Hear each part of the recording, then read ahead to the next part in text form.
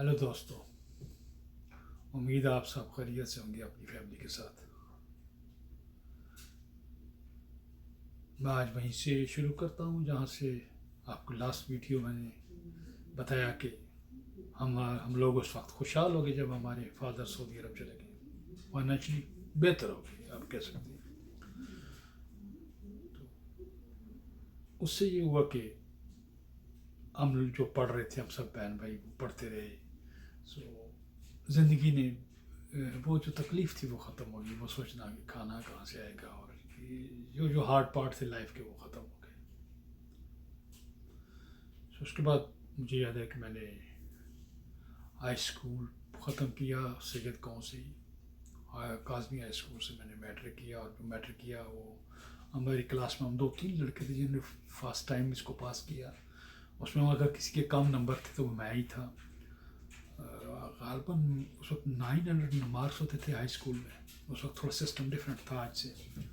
तो मैंने जो लिए थे वो ग़ालिबन 301 या 302 या समथिंग क्लोज टू दैट। कि कहते थे एक नंबर कम हो तो फेल हो जाता आदमी, या एक नंबर कुछ ज़्यादा था, बस ऐसे ही एज पे था। तो उसके बाद मैंने चकवाल कॉलेज में दाखिला ले लिया। मैंने वहाँ पढ़ना शुरू कर दिया। सो वहाँ उस वक्त के हालात के मुताबिक 3-4 हज़ार रुपया काफ़ी होते थे। तो हमारे फादर हमें हर महीने इतने पैसे भेज देते थे, अराउंड 4000 पाकिस्तानी। उस वक्त की बात कर रहा हूँ, यानी 75-6 की बात कर रहा हूँ। सो वो बहुत पैसे होते थे उस वक्त। तो उस पैसे का जितना निज़ाम था वो मेरे पास था।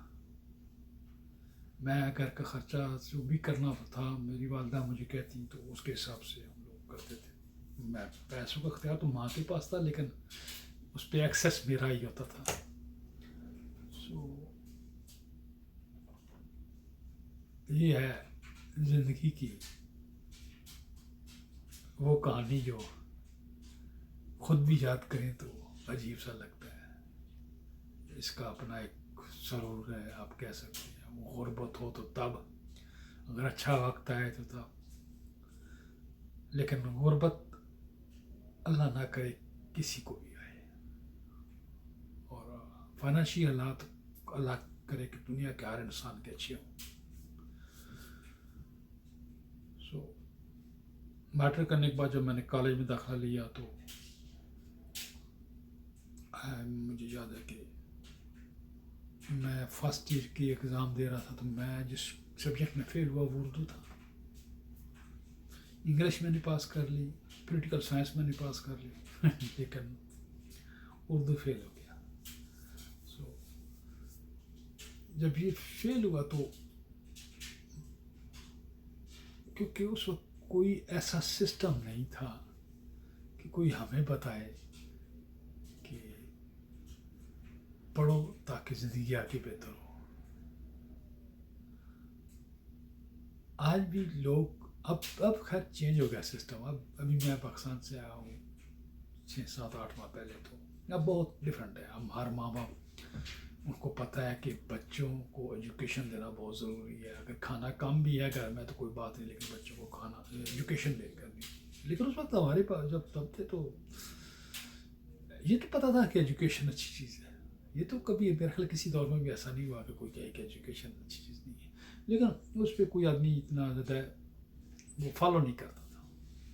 या कह सकते हैं मैंने फॉलो नहीं किया, ऐसे भी कह सकते हैं। सो मैंने सोचा कि चलो कुछ कुछ काम करना चाहिए। काम क्या करना चाहिए? मैंने एक सुजुकी ली जो सैयद अड्डे पे चलाते थे। हमारा बस स्टॉप है वहाँ। उस वक्त 1-2 गाड़ियाँ, एक मेरे पास होती थी, एक हमारे गांव के और साहब हैं उनके पास थी। तो बस ऐसे ही, और काम भी बहुत उसका काम होता था क्योंकि इतने पैसे तो लोगों के पास होते नहीं थे। सो वो कुछ अर्सा मैंने रखी, फिर उसके बाद हमने वो दे दी क्योंकि वो हमारे किसी काम की नहीं थी, क्योंकि वो नुकसान ही हो रहा था। मुझे याद है 45-45 हज़ार की उस वक्त जापान असेंबल मिलती थी, सुजुकी पिकअप जिसे बोलते हैं। सो वो हमने ली थी।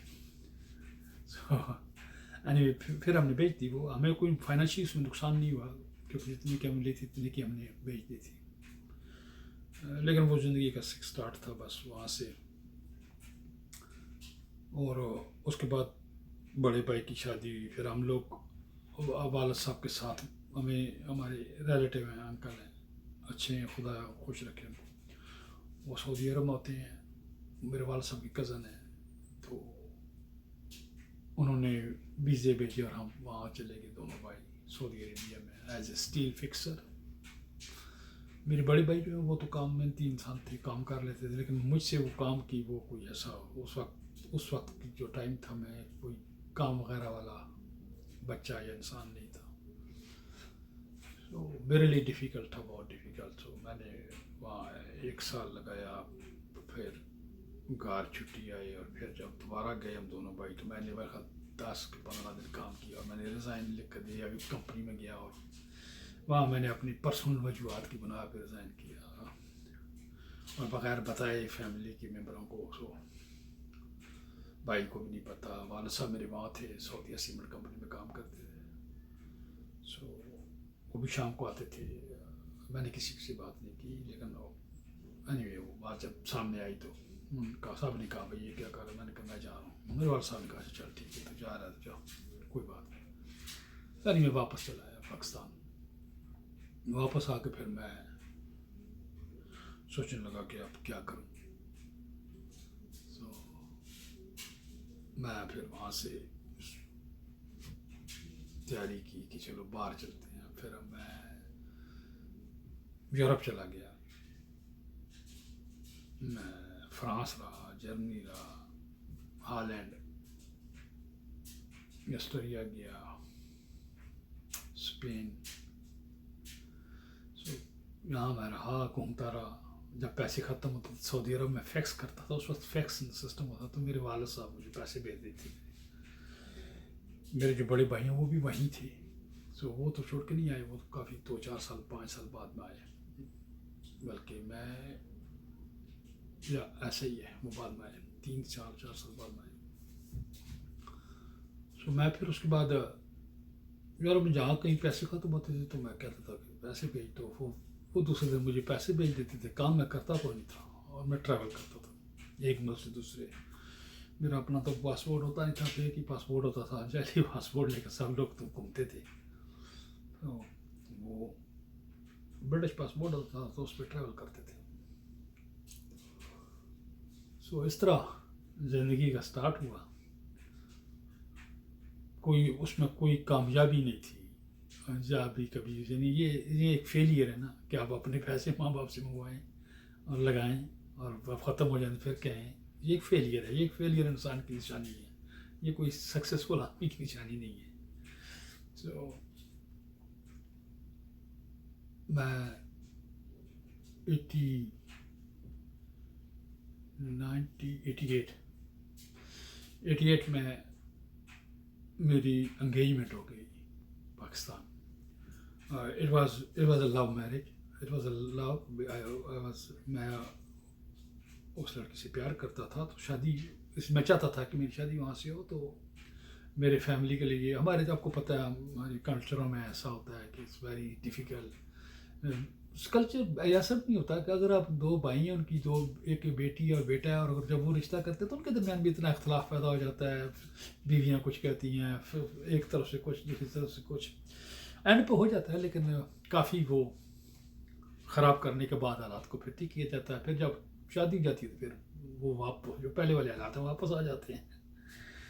سو اینی وے, جب یہ ہوا تو مجھے پتہ چلا کہ میری انگیجمنٹ ہوگی, تو دین آئی ڈیسائڈ کہ مجھے واپس جانا چاہیے, مجھے شادی کرنی چاہیے. تو میں 1988 میں پھر میں جرمن گورنمنٹ کے پاس گیا. میں نے کہا مجھے اپنا ریفیوجی کلیم واپس لینا ہے, مجھے واپس جانا ہے. تو انہوں نے کہا کوئی وٹنس لا, پھر تو پاکستانی تھے وہاں اس علاقے میں. انہوں نے کہا یار مہربانی کرو میرے لیے, چلو ساتھ سائن کرو تاکہ مجھے واپس جانا ہے. سو وہ واپس جانے کے لیے اس لیے کہہ رہا ہوں کہ مجھے پتا تھا وہ ٹکٹ دیں گے. اس ٹکٹ کے پیسوں سے بچنے کے لیے میں نے یہ کام کیا. ورنہ تو آپ جائیں تو ان کو کہیں تو وہ پاسپورٹ آپ کو واپس کر دیتے ہیں. پاسپورٹ ان کے پاس ہوتا ہے کیونکہ آپ کلیم کیا ہوتا ہے. سو اینی وے, انہوں نے ٹکٹ دیا اور میں واپس چلا گیا. جب میں واپس گیا تو مجھے یاد ہے میں کراچی ایئرپورٹ پہ اترا, تو وہاں میرے بھائی اسلامیہ کا لا کالج میں اس وقت لا کر رہے تھے. میں نے آپ کو پہلے بتایا کہ میرے بھائی ہیں جو جنہوں نے لا کیا ہوا ہے. وہ تھے اور ان کا ایک اور دوست ہے وہ وہاں تھا. سو وہ آگے ایئرپورٹ پہ جب میں پہنچا تو وہ ملے مجھے. سو وہاں سے پھر انہوں نے ٹکٹ خریدا اگلا اور میں اسلام آباد گیا. اسلام آباد پہنچا تو میرے عزیز آئے تھے, ایک دوست تھے, بینک مینیجر تھے, اعجاز نام تھا, فوت ہو گئے وہ. اللہ نے جنت نصیب کرے, وہ اچھا انسان تھا. تو زندگی بس ایسی یہاں تک.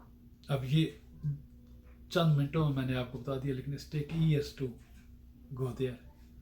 لیکن جب کبھی کوئی بات مجھے کرنی ہوئی جو پیچھے ہے تو میں آپ کو بتاتا رہوں گا کہ وہاں جب میں نے کیا تو کیا ہوا. یہ میں نے بہت مختصر سی اسٹوری آپ کو بتائی کہ ایسے ایسے, لیکن ایکچولی بہت ساری چیزیں زندگی کی جو بتاؤں گا, بتانا چاہتا ہوں. کیونکہ میں نہیں چاہتا کہ یہ ویڈیو اتنی لمبی ہو جائے کہ دیکھنا کسی کے لیے مشکل ہو. آج کل ٹائم بھی نہیں ہوتا انسانوں کے پاس, کیونکہ کام اور بھی ہیں, زندگی ہے. میں اس کے ویڈیو کو یہیں بند کرتا ختم کرتا ہوں. آپ کو اگر یہ ویڈیو پسند آئے تو پلیز لائک کرنا اور سبسکرائب ضرور کرنا. بیل کی گھنٹی کو دبا دیں گے تو آپ کو جو ہم اپلوڈ کریں گے تو رائٹ وے آپ کو پتہ چل جائے گا. اوکے, بہت مہربانی, شکریہ. میری دعا ہے کہ اللہ آپ اور آپ کی فیملی ہمیشہ خوش رہے. اس دعا کے ساتھ بند کرتا ہوں. Okay, bye.